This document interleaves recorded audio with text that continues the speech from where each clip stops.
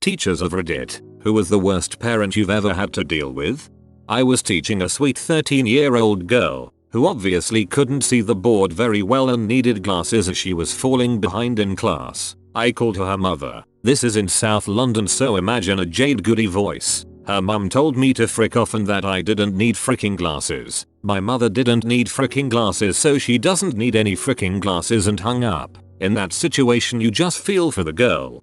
But sight tests are free for under 16s under NHS opticians. Surely she could at least have gotten it checked.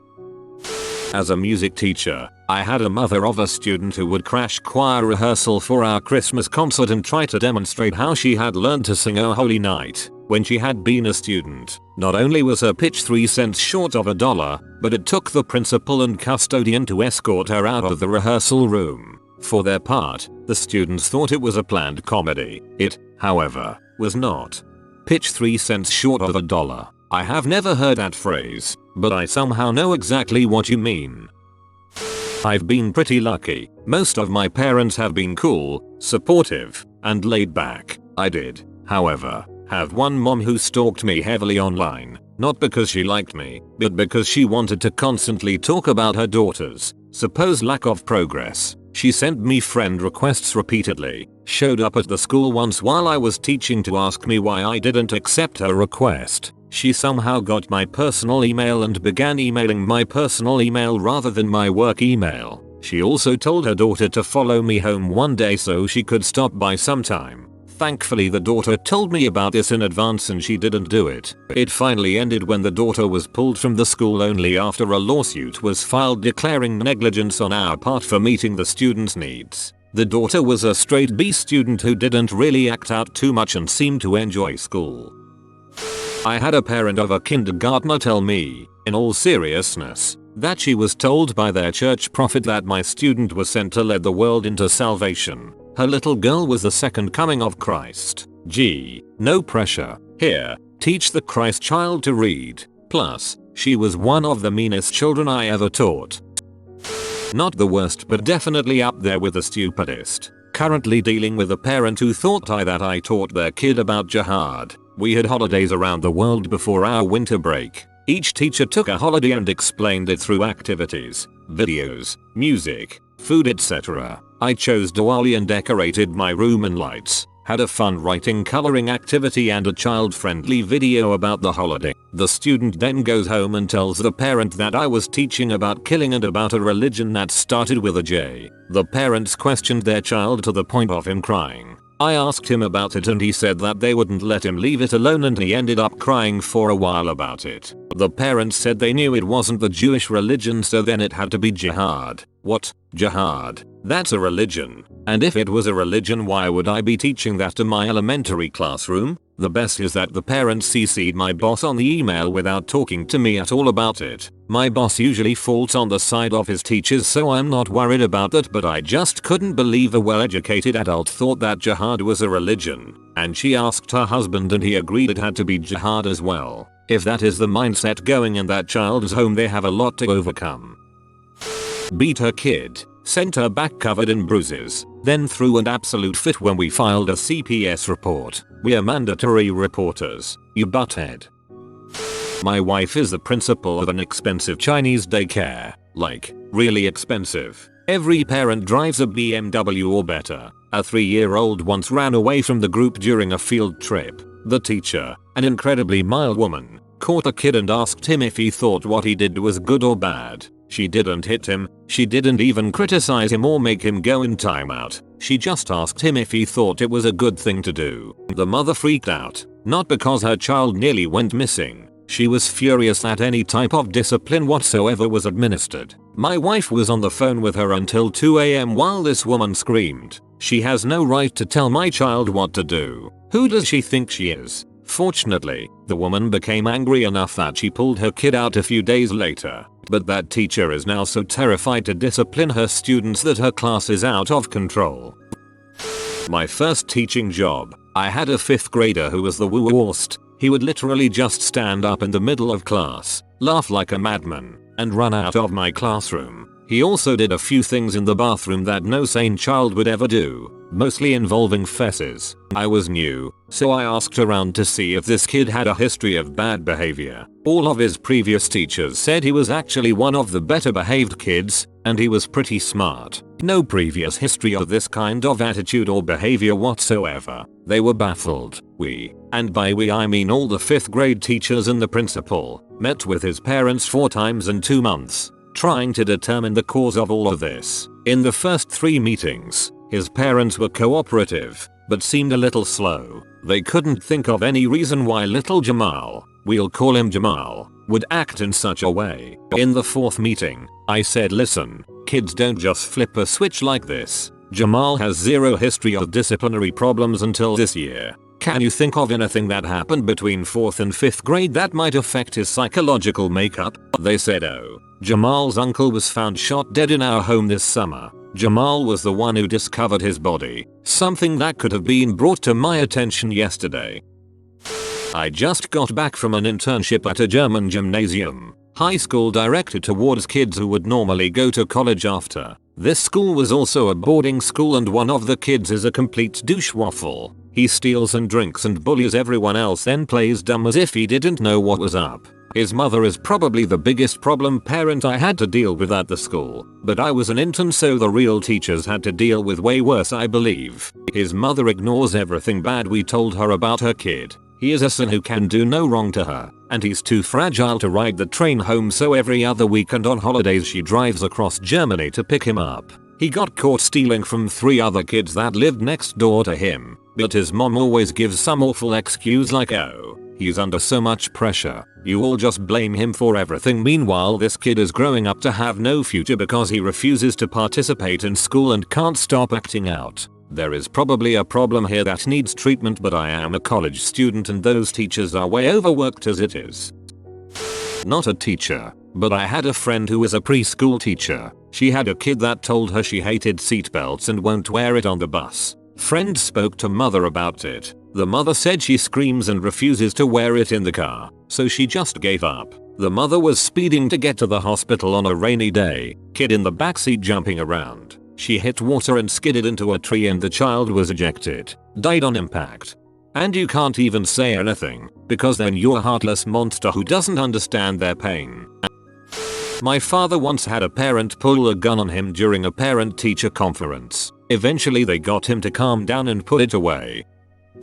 One of my favorite moments. I walk into the school office to check my mailbox. A parent of one of my students sees me and says very loudly, almost screaming, "Oh, finally, look, everyone, I found a teacher. Do you realize that I left work early to come here after school to talk to my son's teachers about his report card, and you are literally the only teacher I have found. I went from classroom to classroom and everyone is gone. Do you know what time it is? It's 3:45 p.m. School ended 15 minutes ago. 15 minutes. And you're the only teacher still here. Can you explain to Emmy why everyone is gone? Can you explain to Emmy why every teacher has left the building when school just got out?" I paused, waiting to see if there was more. When I realized he had finished, I said, "All the teachers are in the library. We're having a faculty meeting." The look on his face was priceless. He knew he was in the wrong, but by that point he had committed so fiercely to his anger and righteousness that he couldn't just apologize.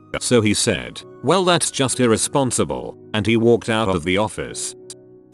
I worked at a school for blind and visually impaired kids. This woman had a daughter that was blind and mentally delayed but otherwise healthy. They were referred to our school when the daughter was in her mid-teens. Her mother did so much for this girl that she considered completely helpless. She was not, that her legs atrophied and she couldn't stand on her own. We dealt with our share of nightmare parents of various stripes, from the completely uninvolved to control freaks who knew every bureaucratic trick to pull to get what they wanted, but this one, the one that cared so much for her daughter that she crippled her even further, is the one I think back to the most often. It was a constant battle to get her to back off and let her daughter learn to be an independent person.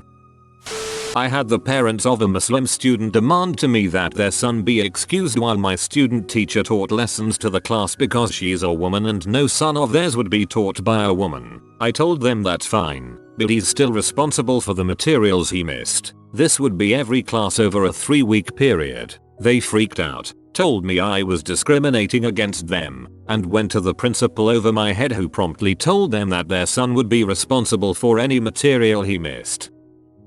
My roommate is a preschool teacher. She has a student in her class who is very rambunctious, and she has a pretty good line of communication with the boy's mother, as she is not in denial about her son's behavioral issues. She also has a girl in her class who is spoiled rotten, used to getting everything she wants immediately. One afternoon, my roommate was waiting on parents to pick up the kids, and she was chatting with the mother of rambunctious boy. All of a sudden, the mother of spoiled girl bursts into the room. She starts yelling at rambunctious boy. Apparently he had pushed spoiled girl on the playground the day before. Spoiled girl didn't tell my roommate or the other teacher, just her mom, and she also told her mom that rambunctious boy didn't get punished, since she didn't say anything to the teachers. Mom decides to take this out not on the teachers, but on this 4-year-old boy. She screams at him not to touch her daughter and that there would be consequences and blah blah. Obviously, rambunctious boy starts crying. My roommate and the other mother are just in shock, and spoiled girl and her mom turn and leave in a huff. Congratulations, lady, you just bullied a 4-year-old into crying. I really hope you feel good about yourself. A parent created an extremely extensive treatise on how the traditional methods of grading should be scrapped. They ended up emailing it to every staff member in the school. They did not, however, ever address the fact that their child did not turn in a single homework assignment between December and June. My wife's school was having a really hard time involving their parents in their kids' homework. The kids on average have poor test scores, poor intelligence, low motivation, etc. Common problems today. So what they tried to do was start an after-school program where parents would come in and help their kids with their homework. Kinda defeats the purpose of homework, but whatever. None of the parents showed up. Not surprising, I suppose. Here's where it gets interesting. So they decided they were going to raffle off a ham at each after-school homework event. Amazingly, parents started showing up. I would have to drive with my wife every once in a while to Walmart to buy a ham, because the parents showed up for a 1 in 500 chance to win a ham. They wouldn't come in for their kids, but they'd come in for a freaking chance at ham. Blows my mind to this day.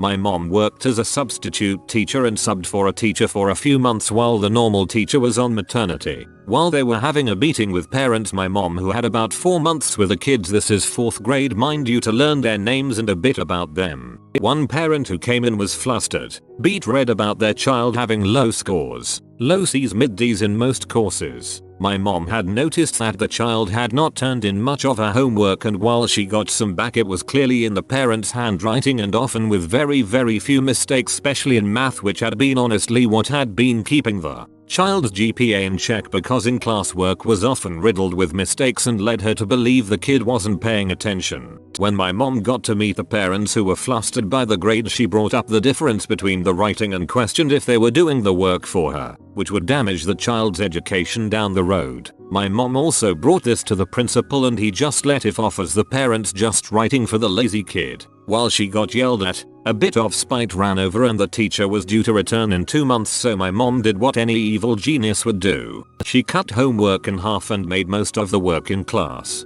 The child's C's dropped to D's and the D's to F's, which the parents returned even more upset at my mom intentionally failing the child rather than her trying to motivate the parents to helping their kid focus on classwork. Apparently it worked afterward when the principal shrugged, saying it's her lesson plan and a lot of other students are arguably jealous of her lack of homework, and the kid began to focus more in class. When my mom checked in on the teacher around the end of the year when she subbed for another class, the kid was rolling on high C's, low B's, and the parents' handwriting had stopped.